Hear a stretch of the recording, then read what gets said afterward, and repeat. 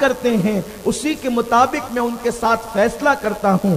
بندوں کے ساتھ بھی بدگمانی حرام ہے اور یہ گناہ کبیرہ ہے۔ میرے پیارے آقا صلی اللہ علیہ وسلم کے پیارے دیوانوں، حضرت سیدنا موسیٰ علیہ السلام اوپر کے کپڑے بھی اتارتے نہیں تھے اور اسی انداز سے غسل کرتے تھے، یا اگر اوپر کے کپڑے یعنی کرتا شریف اتارنا ہوتا تو آپ لوگوں سے چھپ چھپا کر غسل کرتے تھے۔ تو قوم کے اندر کچھ لوگوں نے اس بات کو پھیلا دیا کہ حضرت موسیٰ علیہ السلام کے بدن میں کوئی عیب ہے، اسی لیے حضرت موسیٰ علیہ السلام جو ہے وہ چھپ چھپ کے غسل کرتے ہیں یا ہمارے سامنے کپڑے نہیں اتارتے۔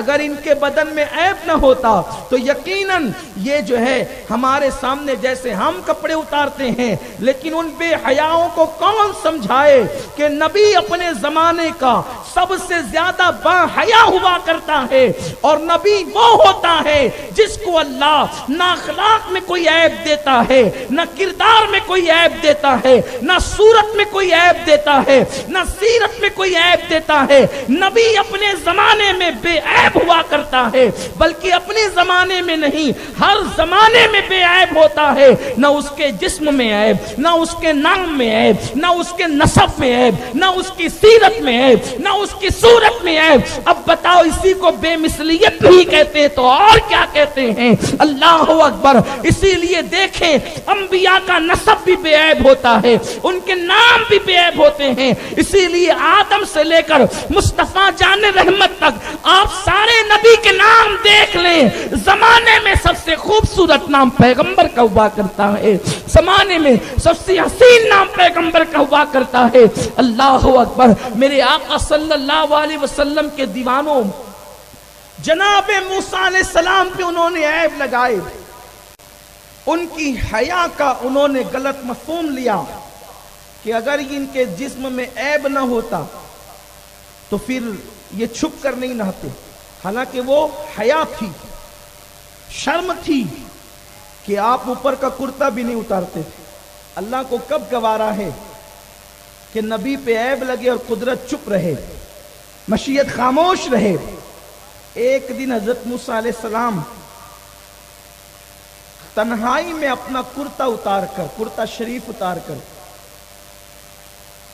غسل فرما رہے دریا کے کنارے پر، کیونکہ آپ کرتا شریف اتارتے نہیں تھے لوگوں کی حیا کی وجہ سے، اور آپ نے کوئی تھا نہیں تو کرتا اتار دیا، اور کرتا اتار کر کے آپ نے ایک پتھر کے نیچے رکھا، اور اس پتھر کی خصوصیت یہ تھی کہ اس پتھر کو حضرت موسیٰ علیہ السلام ہمیشہ اپنی جھولی میں رکھا کرتے تھے۔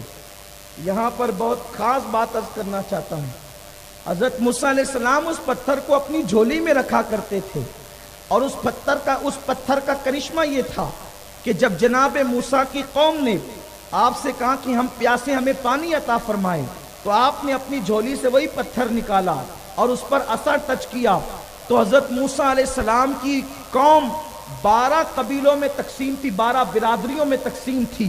تو جب آپ نے ٹچ کیا تو اس پتھر سے 12 چشمے نکلے، چشمہ ایک بھی نکلتا تو پانی پی سکتے تھے، لیکن 12 چشمے نکلے۔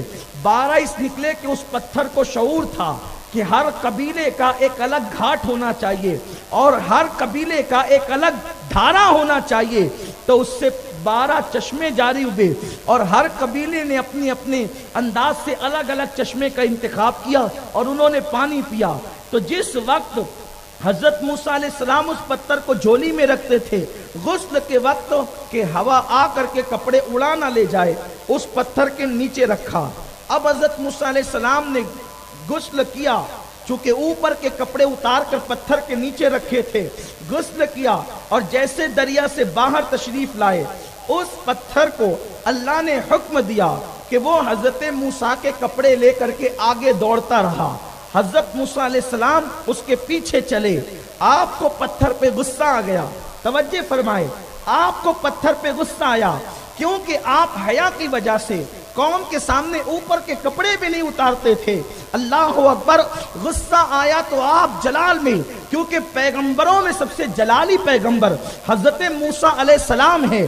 آپ کو جب غصہ آتا تھا تو آپ کے جسم کے بال کھڑے ہو جاتے تھے اور آپ کی امامے سے آگ کے شرارے نکلتے نظر آتے تھے اور آپ کے بال آپ کے کپڑوں کے باہر نکل جاتے تھے، اس قدر جلال کی کیفیت ہوتی تھی۔ تو اب چونکہ اوپر کا کرتا تو ہے نہیں، حضرت موسیٰ علیہ السلام قوم کے سامنے اس انداز سے جاتے نہیں، پورا غصہ اور پوری توجہ اس پتھر کی طرف مبذول ہو گئی اور قوم کے لوگوں نے الزام لگایا کہ ان کے جسم میں کوئی عیب ہے، برس ہے، سفید داغ ہے یا کوئی اور چیز ہے۔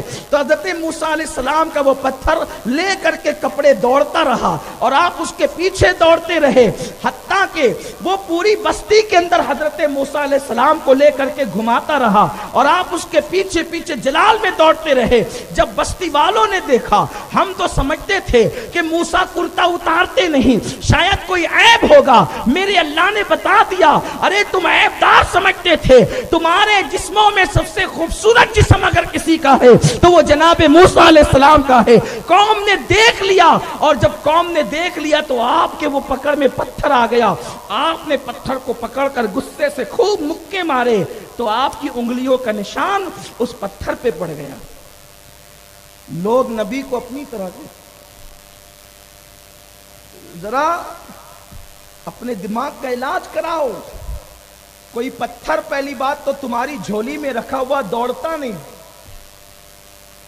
نبی کی جھولی کا پتھر بھی دوڑتا ہے، اسے کہاں تک دوڑنا ہے وہ یہ بھی جانتا ہے اور اسے کہاں رکنا ہے وہ یہ بھی جانتا ہے، وہ اپنی منزل بھی جانتا ہے، اپنا مقام بھی جانتا ہے، لیکن ہائے رے پتھر، وہ پتھر ہو کر نبی کی جھولی میں رہ کر اتنا فیض پا چکا کہ اگر نبی اس کو مکہ مارے تو اس کو نرم ہو جانا چاہیے۔ یہ پتھر کا ادب ہے، یہ پتھر کا ادب ہے۔ نبی مکہ مارتے ہیں، ارے کوئی پتھر کو مکہ مارے تو پتھر کی سختی کی وجہ سے اس کی انگلیاں ٹوٹتی ہے یا انگلیاں زخمی ہوتی ہے۔ پتھر کو بھی پتا ہے کہ جب نبی مارے تو مار کھاتے وقت تو نرم ہو جانا چاہیے، سخت نہیں ہونا چاہیے۔ خدا کی قسم، خدا کو پتھر کی یہ ادا اتنی پسند آ گئی کہ وہ نبی کے نام پہ نرم ہو گیا۔ آپ نے مکے مارے تو نرم ہوا تو آپ کی انگلیوں کا نشان اس پتھر پہ پڑ گیا، تو اللہ نے اس پتھر کا ذکر قرآن مقدس میں فرما دیا اور اس پتھر کو قابل احترام بنا دیا۔ میرے آقا صلی اللہ علیہ وسلم کے دیوانوں، یہاں سے کئی مسئلے اس روایت سے نکلتے ہیں، حدیث پاک سے۔ یہ سیاہ ستہ کی روایت ہے جس کا مفہوم میں نے آپ کی خدمت میں پیش کیا۔ بخاری شریف میں بھی امام بخاری رحمت اللہ تعالی علیہ نے اس کو نقل فرمایا ہے۔